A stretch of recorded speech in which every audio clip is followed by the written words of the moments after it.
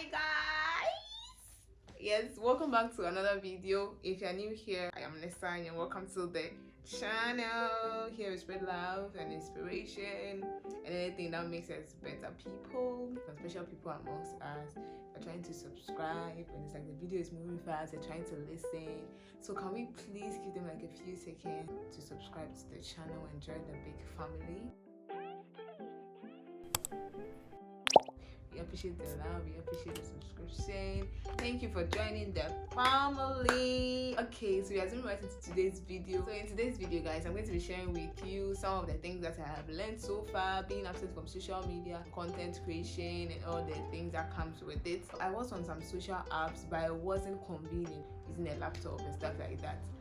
But that was also even like a later part. I've been on LinkedIn for a while. I've forgotten how often I was on LinkedIn last year, but this year I was more active on LinkedIn. And maybe some of the days when I had time, I go to YouTube. And YouTube is one of my favorite apps. Instagram is my favorite.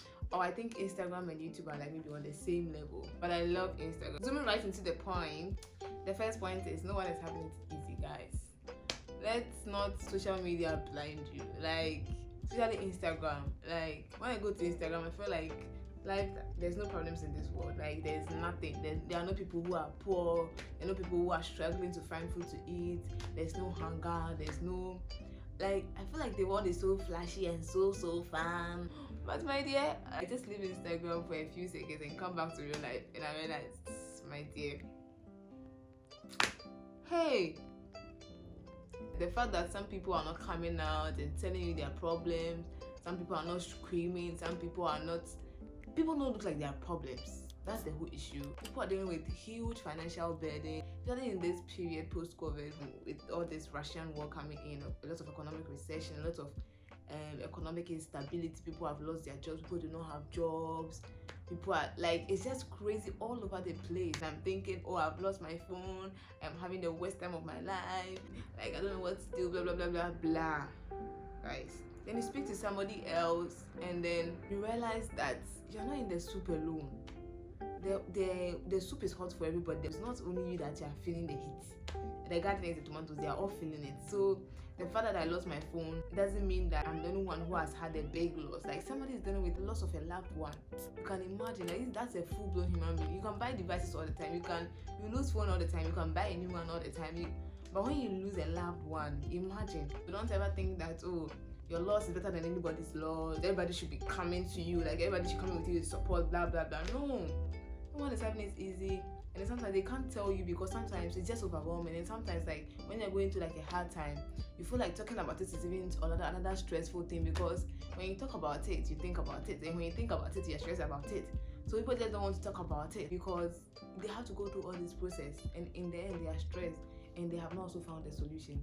So they feel like it's better they keep to themselves, and when the solution comes, they use the solution and they deal with it. And the only way you can have it easy is through trusting God. Seriously, guys.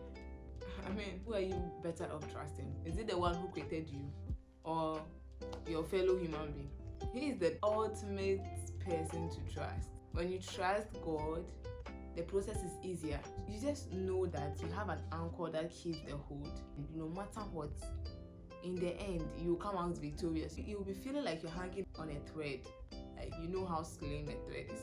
So you feel like you are about to fall down. Like, you're actually dead. Like, in your mind, you think you're actually dead. Like, I lost my phone and I was like, God, when? Like, when am I going to get my phone? I don't know. Like, my friends call me and I'm like, guys, I'm trying. I don't know when. I really don't know when. And I just kept putting my trust in God. I just kept praying to God. And there's a joy that comes from trusting God. It keeps you strong. It keeps you firm. It keeps you going. Like, no matter how hard the things are going, you just know that the God that you serve is faithful.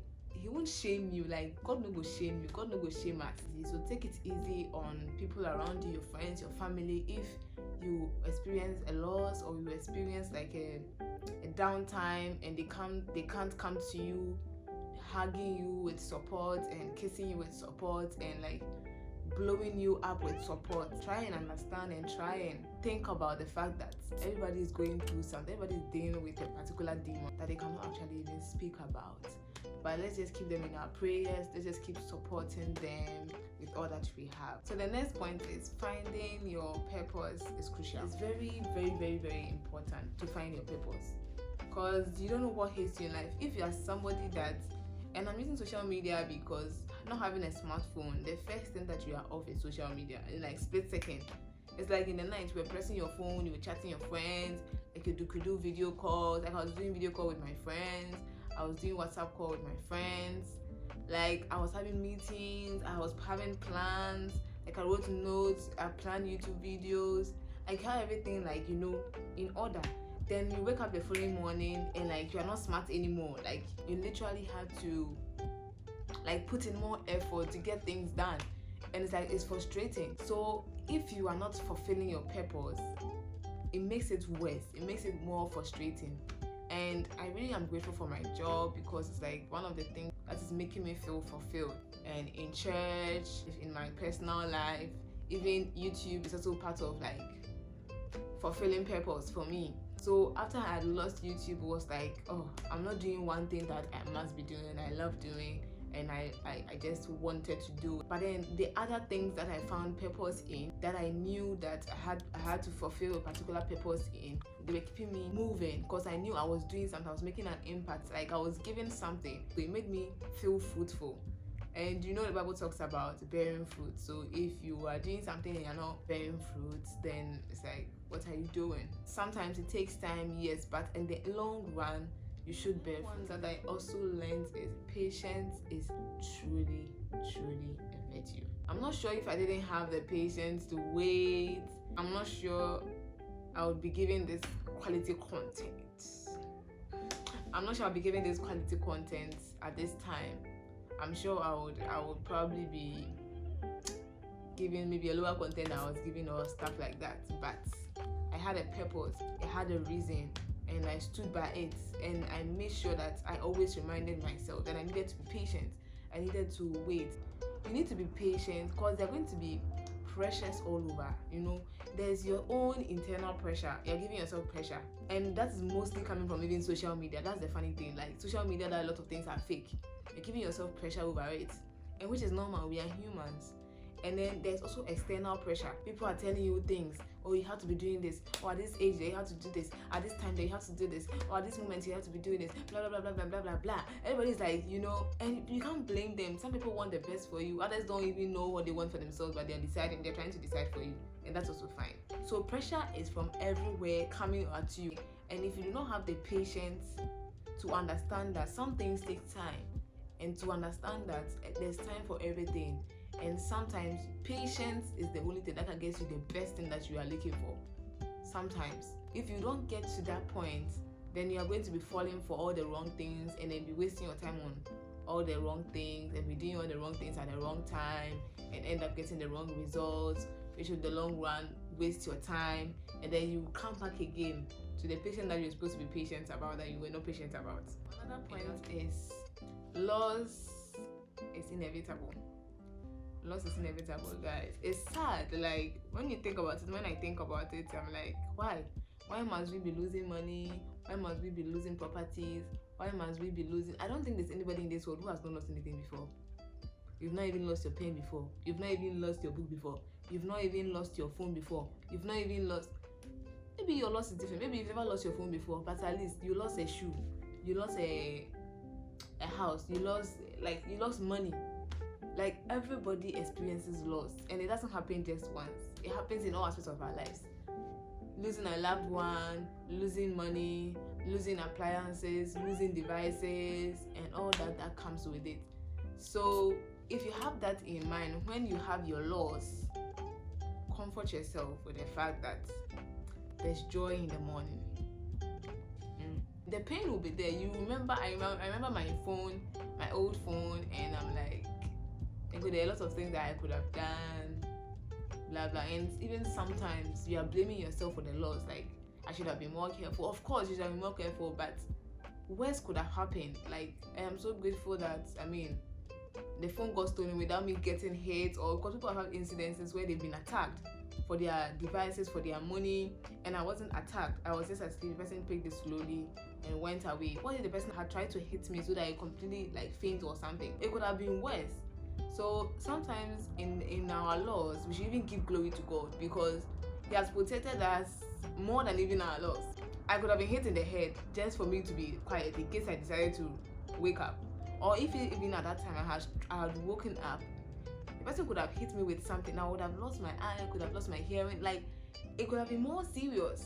When I think about it, after a while, when I sat down to think about it, and I asked God for forgiveness for being ungrateful and like think about the whole situation, I just realized that I just need to be grateful to God. Like, and I began to be grateful.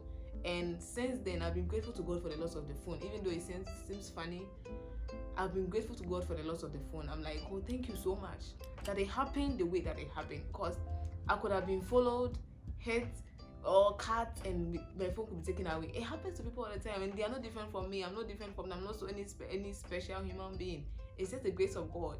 So loss is inevitable. And even in our loss, we should learn to give thanks to God. That's why the Bible says that in good or bad times, we should give thanks to God. Okay, the last but not the least point is know your priorities. Know yourself and stand for something. You know, there's a saying that if you do not stand for something, you fall for anything. That saying is so true. Like when you decide not to vote, whether you vote or not, there will be a president.